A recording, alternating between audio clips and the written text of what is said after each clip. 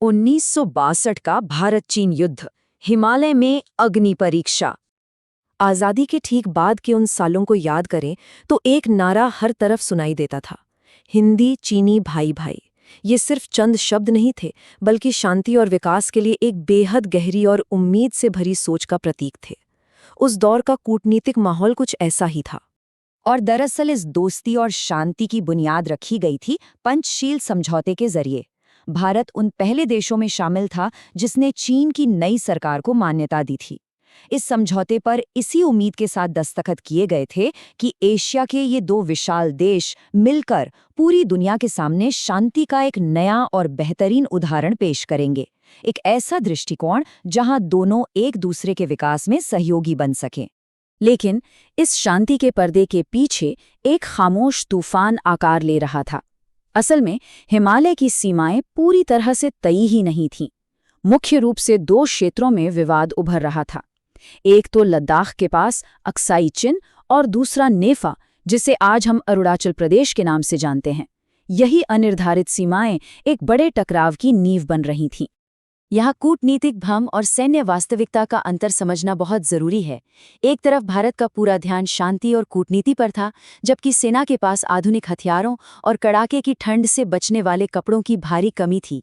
खैर, वहीं दूसरी तरफ चीन पहाड़ों में छुपकर सैन्य बुनियादी ढांचा तैयार कर रहा था, सड़कें बना रहा था और पहाड़ी युद्ध के लिए अपनी सेना को पूरी तरह से तैयार कर रहा था। आइए अब इस घटनाक्रम पर नजर डालते हैं। 1950 के दशक की शांति से बात अचानक एक सुनियोजित सैन्य आक्रमण तक आ पहुंची। 20 अक्टूबर 1962 की सुबह हिमालय की शांत वादियों में अचानक गोलियों की आवाज गूंज उठी। चीनी सेना ने एक साथ कई मोर्चों पर हमला कर दिया था, जिसने दशकों की हिमालयी खामोशी को पल भर में तोड़ दिया। इस संघर्ष की असलियत बहुत ही भयानक थी। भारतीय सैनिकों को सिर्फ एक आगे बढ़ती हुई दुश्मन सेना से ही नहीं लड़ना था, बल्कि हड्डियां गला देने वाले शून्य से नीचे के तापमान और हवा में ऑक्सीजन की भारी कमी का भी सामना करना पड़ रहा था। और ये सब अत्यधिक सीमित भोजन और संसाधनों के बीच हो रहा था। एक तरह से ये इंसान और प्रकृति दोनों के खिलाफ एक साथ लड़ी जा रही जंग थी। रीजांगला की अमर गाथा।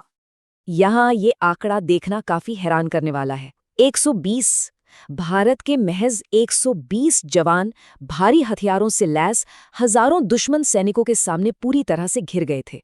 लेकिन फिर भी वो अपनी जगह पर किसी चट्टान की तरह डटे रहे। पीछे हटने का तो सवाल ही नहीं था। ऐसी भयानक ठंड और बर्फ के बीच बिना किसी डर के एक पोस्ट से दूसरी पोस्ट तक जाते हुए मेजर शैतान सिंह ने एक ऐतिहासिक आदेश दिया, आखिरी सांस तक लड़ना है।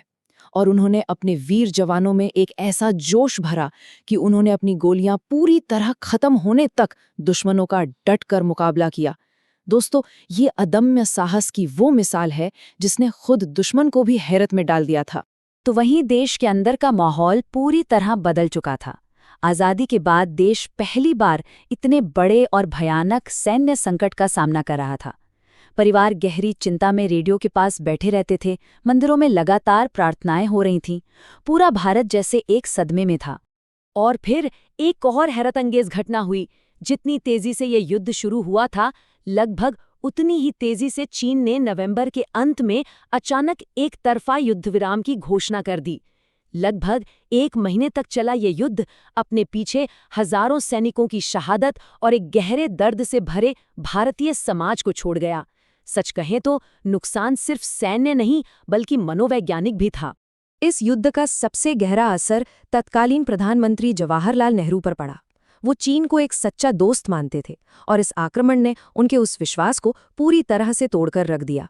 इस विश्वासघात से उन्हें भावनात्मक रूप से बहुत गहरी चोट पहुंची थी, क्योंकि शांति का उनका वो सुनहरा सपना अब टूट चुका था। खैर, इतने दुख और नुकसान के बावजूद इस दर्दनाक घटना ने एक गंभीर और सशक्त करने वाली सच्चाई को भी जन्म दिया। ये बात पूरी तरह से साफ हो गई कि किसी भी देश की शांति की इच्छा के पीछे एक आधुनिक, अच्छी तरह से सुसज्जित सेना और मजबूत सीमाओं की ताकत होनी ही चाहिए।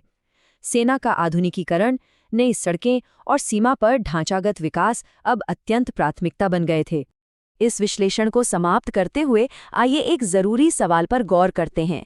ये ऐतिहासिक घटना इस बात पर सोचने को मजबूर करती है कि कोई देश युद्ध के तूफानों में अपने सम्मान और सीमाओं की रक्षा के लिए पूरी तरह तैयार रहते हुए शांति और सद्भाव की राह पर कैसे चल सकता है। इतिहास की ये सीखने वाली बातें हमेशा ऐसे ही हमारा मार्गदर्शन करती रहेंगी।